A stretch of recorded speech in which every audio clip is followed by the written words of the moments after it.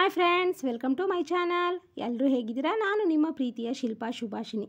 ಇದ್ಯಾವುದಪ್ಪ ಅಂದರೆ ಮನೆಮದ್ದು, ಒಂದು ಹೇರ್ಗೆ ಉತ್ತಮವಾಗಿರುವಂಥ ಒಂದು ಮನೆಮದ್ದನ್ನು ನಿಮಗೆ ತೋರಿಸ್ತಾ ಇದ್ದೀನಿ. ತುಂಬ ಒಳ್ಳೆ ರಿಸಲ್ಟ್ ಕೊಡುತ್ತೆ ಫ್ರೆಂಡ್ಸ್. ನೀವು ಕೂಡ ಮನೇಲಿ ಒಂದು ಸಲ ಟ್ರೈ ಮಾಡಿ. ಈ ವಿಡಿಯೋ ಇಷ್ಟ ಆಗಿದ್ರೆ ಲೈಕ್ ಕೊಡೋದು ಮರಿಬೇಡಿ. ಯಾರ್ಯಾರು ನನ್ನ ಚಾನಲ್ನ ಸಬ್ಸ್ಕ್ರೈಬ್ ಮಾಡ್ಕೊಂಡಿಲ್ಲ, ಪ್ಲೀಸ್ ದಯವಿಟ್ಟು ಸಬ್ಸ್ಕ್ರೈಬ್ ಮಾಡಿಕೊಂಡು ನನಗೆ ಸಪೋರ್ಟ್ ಮಾಡಿ ಅಂತ ಕೇಳ್ಕೊತೀನಿ.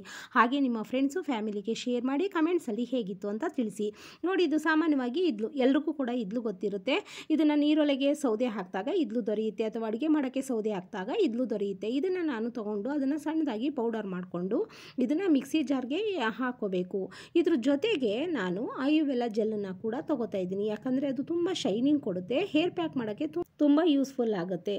ಇದ್ರ ಜೊತೆಗೆ ನಾನು ಒಣಗಿಸಿಟ್ಟಿರುವಂಥ ಮೆಹಂದಿ ಸೊಪ್ಪಿನ ಪೌಡರ್ನು ಕೂಡ ಹಾಕೋತಾ ಇದ್ದೀನಿ. ತುಂಬ ಯೂಸ್ಫುಲ್ ಇದೆ, ಯಾಕಂದರೆ ನಾವು ಹೊರಗಡೆಯಿಂದ ಅಂಗಡಿಲಿ ತಂದಂತಹ ಪೌಡರ್ಗಳಲ್ಲಿ ಕೆಮಿಕಲ್ಸ್ ಇರುತ್ತೆ. ಒಂದು ಸಲ ಅಪ್ಲೈ ಮಾಡಿದ್ರೆ ಮತ್ತೆ ವೈಟ್ ಹೇರ್ಗಳು ಜಾಸ್ತಿ ಆಗುತ್ತೆ ಅನ್ನೋ ಭಯ ಇರುತ್ತೆ. ಆದರೆ ಇದರಲ್ಲಿ ಯಾವುದೇ ರೀತಿ ಸೈಡ್ ಎಫೆಕ್ಟ್ ಇಲ್ಲ. ನ್ಯಾಚುರಲ್ ಆಗೇ ಸಿಗೋವಂಥದ್ದು, ನ್ಯಾಚುರಲ್ ಆಗೇ ಇರೋವಂಥದ್ರಿಂದ ಯಾವುದೇ ರೀತಿ ಸೈಡ್ ಎಫೆಕ್ಟ್ ಆಗೋದಿಲ್ಲ.